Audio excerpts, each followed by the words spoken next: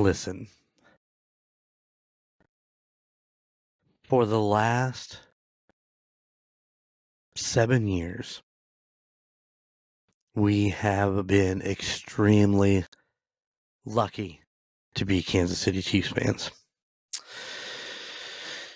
Out of the last 5 years, 6 years, we've gone to the Super Bowl 5 times. The only time we missed was when the Bengals beat us in the AFC Championship game in one of the coldest games that I've ever been to in my entire life. No, wait. That was the year after when we beat them. Sometimes it's hard to think about where we're at and how many times we've been to the championship game. What is it, 7 consecutive years in the AFC Championship game? And 5 of those led to Super Bowls. 3 Super Bowl rings. Gotten beat by the Tampa Bay Buccaneers and the great Tom Brady. Which, everybody's been beat by the great Tom Brady. And now we get beat by the Philadelphia Eagles. I'm not upset that we lost. I mean, that's just the way football is any given Sunday, and we've said it repeatedly over and over and over again. But god damn, you guys, at least show up. I love my Chiefs, and I will root for my Chiefs until my last breath, honestly. It does not scare me to root for the Chiefs until my final day. Because I love them that much, and I always have. And I've proven that I always have because I lived through 30 years of really, really shitty seasons. But man, that was one of the toughest games to watch. We goose-egged in the first half. We couldn't get anything going. If I remember right, we had 26 yards in the first half. 26 yards total. It just hurt to watch. And to be 100% honest with you guys, we were at a party. We were at Chico Noise's place. And we left at the beginning of the fourth quarter. Never did I think that I would leave a Super Bowl game. But the rocker chick was ready to go.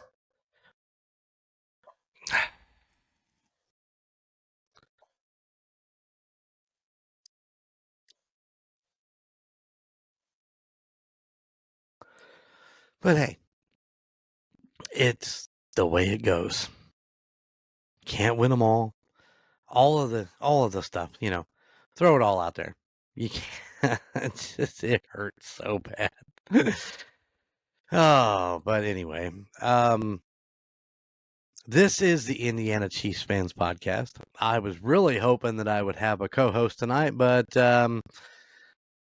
apparently he's got something better to do because he would not reply to my text and he would not get on. He's not gotten on the show, and I waited for him as long as I could. I have other things to accomplish this evening, so I am not waiting any longer. So you get just me. And to be honest, I mean, I took notes up until the end of the third quarter, but there is just nothing exciting to really go over there. The Kansas City did nothing in the first half. They had a couple really good shots to Juju Smith-Schuster. He seemed to be the only one in the first half that wanted to catch the ball and move it. But then again, he only had 2 receptions for 16 yards on 2 targets. D-Hop, I mean, he had 2 receptions on 5 targets for 18 yards. It just, I've never seen Hopkins miss as many catches as he did. Travis went 4 for 39 on 6 targets. And those other, those 4 catches must have come sometime in the fourth quarter because I'm going to tell you right now, I didn't see any of them. All I saw was 3 drops. Well, I thought I saw 3 drops. If you went for 6 targets and had 4 receptions, then maybe I did catch one reception in there somewhere. Pat went 21 for 32 for 257 yards, which once again, it had to come late.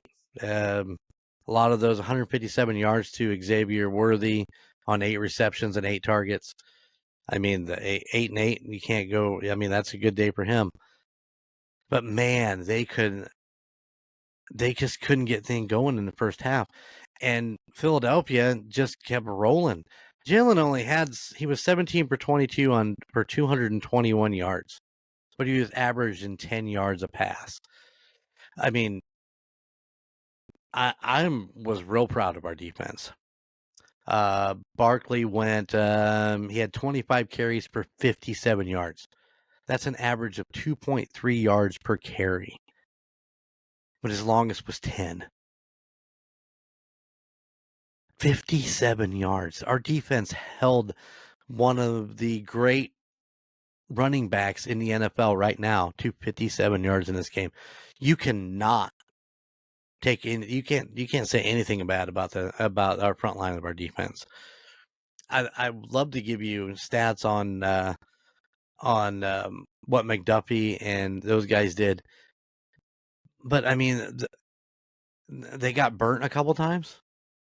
But I mean, it's hard to defend.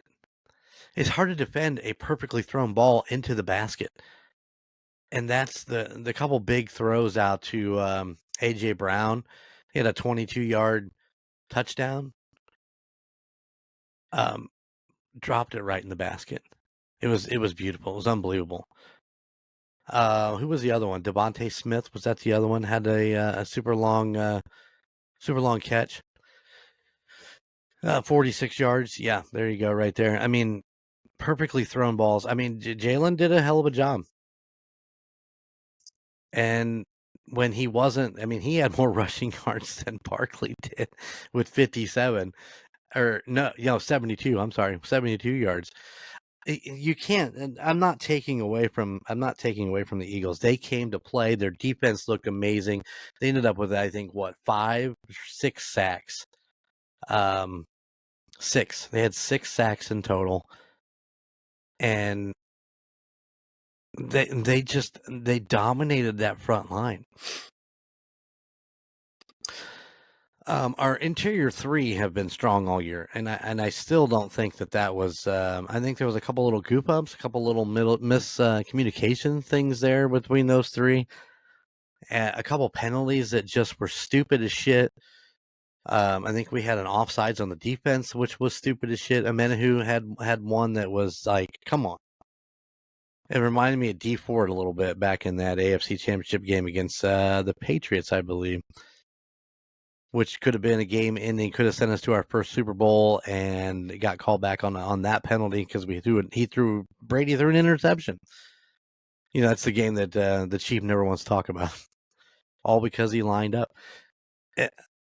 I don't understand it. This is what you do for a living. Line up where you're supposed to line up. Jeez. You should never, a defensive lineman should never, ever be lined up offsides. I know what they're trying to do. They're trying to get a jump. I mean, if they're trying to get that little bit of space that will help break them through. Did Kansas City had 2 sacks on the, 2 sacks on the game. Defense was amazing. I mean, you can't argue with the defense at all. Brian Cook with an INT. Remijo, Nico Remig, whatever it is. He had some great runs back.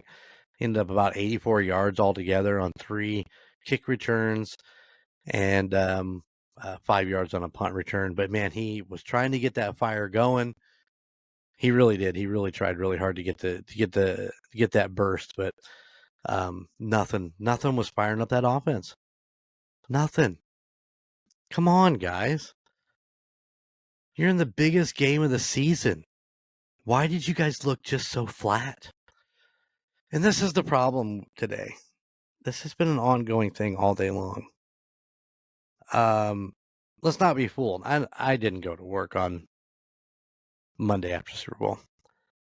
As soon as they won the AFC Championship, I called and said I'm taking that Monday off because I know it's going to be late night, and I know that I'm going to be just fired up.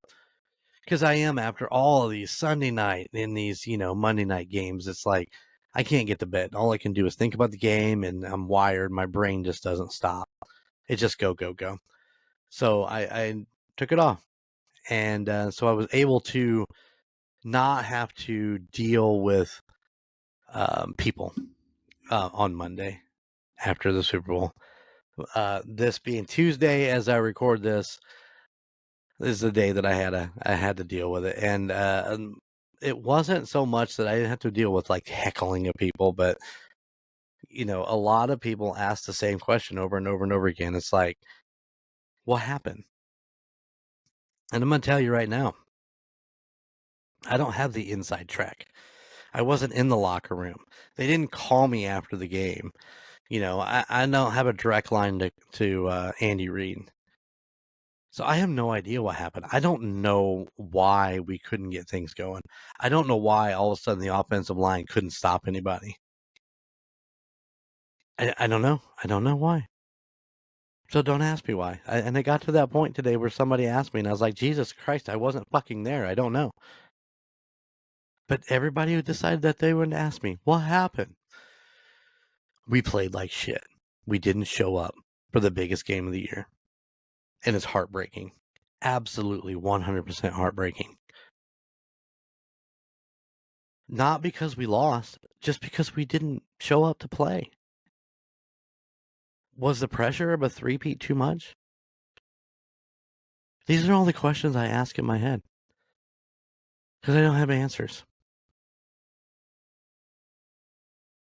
So, I guess we just put this one in our pocket and move on. The draft is coming up in April. It should be fun to see what we're going to do. We're going to have such a late pick. I don't know whether they've got somebody in mind that they'll trade up for. I don't know. Like I said, once again, I don't have a direct line. I just talk about what I see and my opinions on shit. So, my opinion is you figure out how to keep Hunt. You figure out how to keep Hopkins. You always keep these. Kansas City has kept a very, very large wide receiver room anyway. So, I mean, if you keep Hopkins, you keep Smith-Schuster, which I know if the Chief was here, he'd be like, oh, he spends all his time injured. But you know what? He fucking showed up when he needed to. When he was given the opportunity, he showed up and balled. And that's what he did. He balled out in the last few games. He has been a go-to coming across in those slants in the middle. Boom. What was his longest? His longest was 11 yards. That's a first down, ladies and gentlemen. That's all we need. First downs, and touchdowns. So, with Worthy, Rice should be back, but Rice is going to be suspended, I'm sure, in the beginning of next season. If not for 6 games, it might be for 18 games. Who the fuck knows?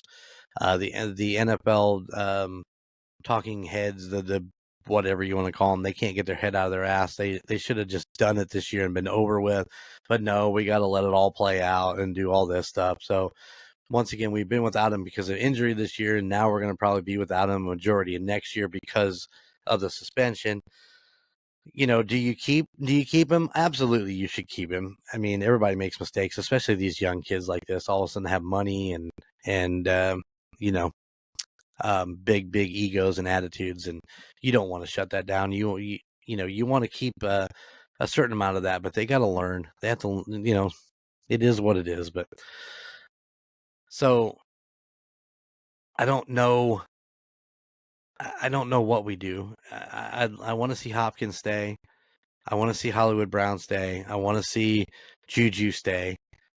I want all these receivers that I know can be great if we just have more time in practice with them, and we can get some. And I think the big thing really now is to cinch up these ends on the offensive line. Our center 3 are good. They work well together. But we've got to get rid of Jawan Taylor. And we've got to cinch up that other side. Because what was I forget? DJ Humphreys was supposed to be our saving grace. Goes out right away in that first game he played with some sort of injury, has not been back. I mean, do you keep him, or is this just going to be one of those things? I mean, I would think that after this certain amount of time, get him healed up, and you would think that it's really not going to happen again. But more than likely, he's going to be down. I mean, it goes back to the Sammy Watkins and the Juju thing, where it's like they spend a lot of time on IR, and then you're trying to replace them. But I mean, do we go get somebody in the draft? I mean, maybe. But then again, didn't we get a guy in the draft that was supposed to be that position that didn't really work out? I just don't know, man. This is why Brett Veach doesn't call me, because I have no solutions to these problems that that they're going to be looking into.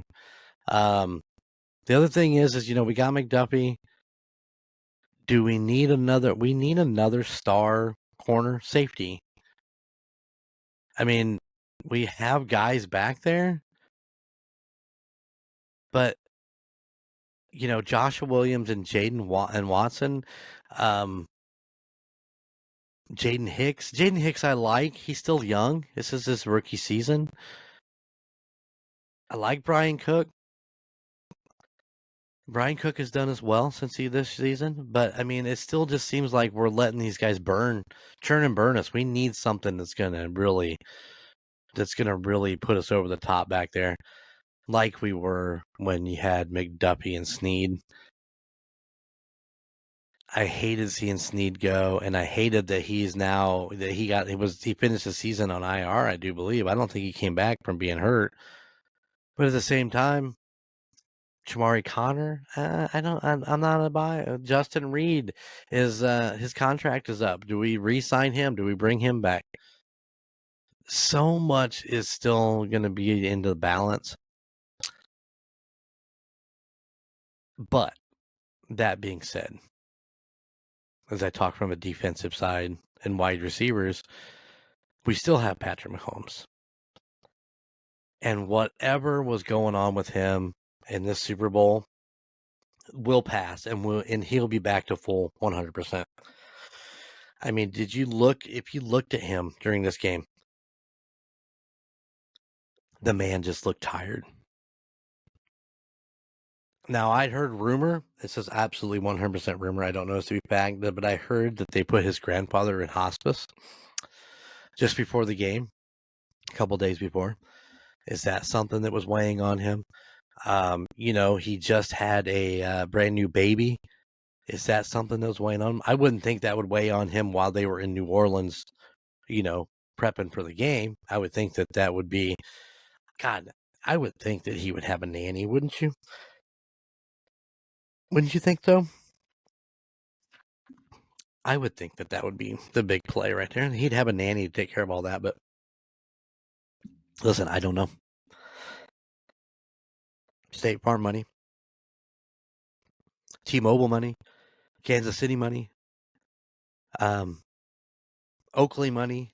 I mean, the guy he's brilliant when it comes to this, because he knows that being an NFL player is not a lifetime career. You've got to cash in on this when you have a chance, and he's done just that. He went out and he's done all this stuff, and he's making his money while he can. I don't blame him one bit. If you have opportunity, you take that opportunity, and he's done that. So why did he look so tired? Why do I look so tired? I know why I look so tired.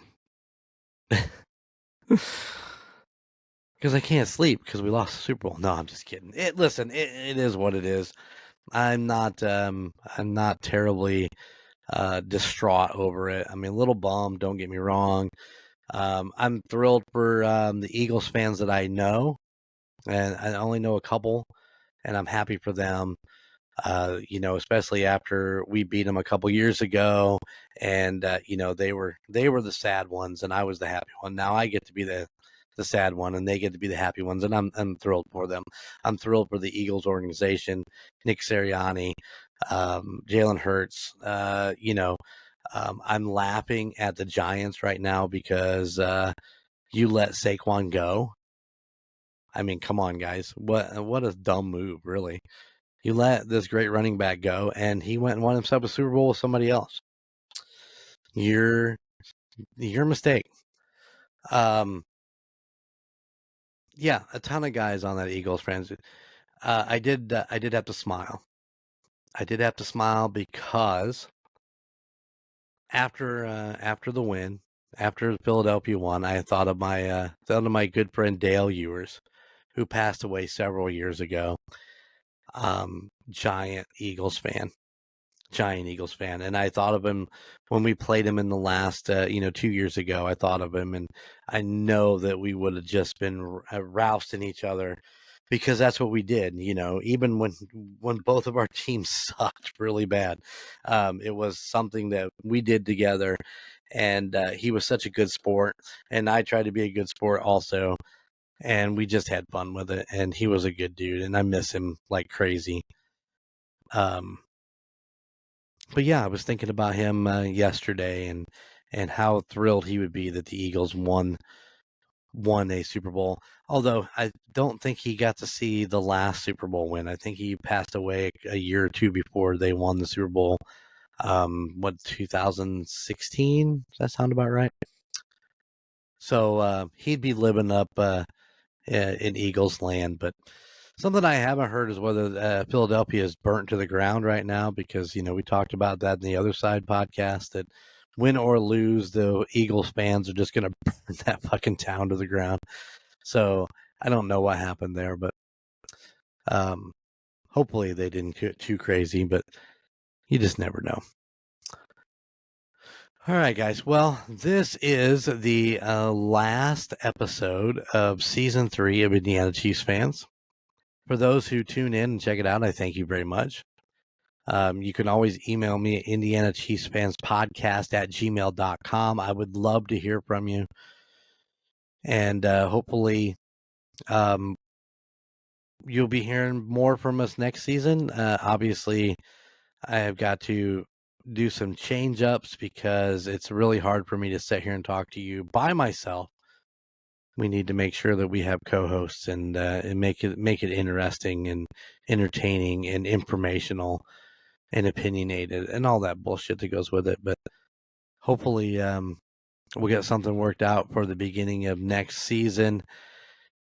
And don't forget, the Seasons Hell Network is continuing on. You've got the Puck Yeah podcast with Lance, as he breaks down the weekly games in the NHL, and the Gridiron Kings, who after this I do believe they're gonna continue on through the draft. I think it's going to be hit and miss, to be 100% honest. I think that there's not going to be a shitload of things for them to talk about, but new coaches are being hired. I know that the offense is offensive coordinator for Philadelphia that went to New Orleans to be the new head coach. One of the coordinators. So he never had to leave New Orleans after the game, after the Super Bowl. He's like, I'm good. I'm here to stay. So, and I'm sure they'll talk more about that, and so on and so forth. So check out the Gridiron Kings. Check out the Puck Yeah podcast, also on the Seasons in Hell Sports Network, right here in Golden Mojo Entertainment. Ah, yes. Golden Mojo Entertainment just started up a Ko-fi, that is ko-fi/Golden Mojo ENT, where you can get all the Golden 80s videos, Murdnerds, and we're still working on more things to get on there. But you can always find me and the Indiana Chiefs Fans on our YouTube page. Just search Indiana Chiefs Fans. Get all the videos from there, all the live videos. You get to see this beautiful face, who looks a little wrinkled and tired these days, but so be it. So yeah, I'm going to get out of here. I'm going to finish up the season 3. Thank everybody who tuned in all season long, and I hope you enjoyed it. I hope you enjoyed hearing us talk about the Chiefs, talk about the game, talk about all that good stuff. So until next season, everybody, I mean, keep it real. Enjoy your teams. Enjoy that everybody starts now back at 0. Everybody is on the same level. It's a new game, and hopefully your team can get new head coaches or new quarterbacks or new wide receivers or whatever you guys are lacking, so you guys can make a run at the Super Bowl also. And we will see you next season. I just got one last thing to say to you. From our little slice of Chiefs Kingdom right here in the great state of Indiana, how about those Chiefs? Later. Thank you for listening to the Indiana Chiefs Fans Podcast. You can find us wherever you get your podcasts, whether that be Spotify, Apple Podcasts, or Podbean, any of your favorite podcast sites. Be sure to watch us on YouTube. Just search for the Indiana Chiefs Fans Podcast. Also, check us out on Facebook for any updates on the Chiefs and all of our weekly posts. You can find us at facebook.com/INChiefsFansPod. Finally, go check out our Golden Mojo Entertainment website at goldenmojoent.com. You can find information about your 3 favorite hosts and all the other podcasts in the Golden Mojo Entertainment family. Those podcasts include The Call Guys, Golden Image Podcast, The United States of Paranormal, The Golden 80s Podcast, The Murdnerds, and A Court of Books and Booze. Thank you for tuning in, and how about those Chiefs?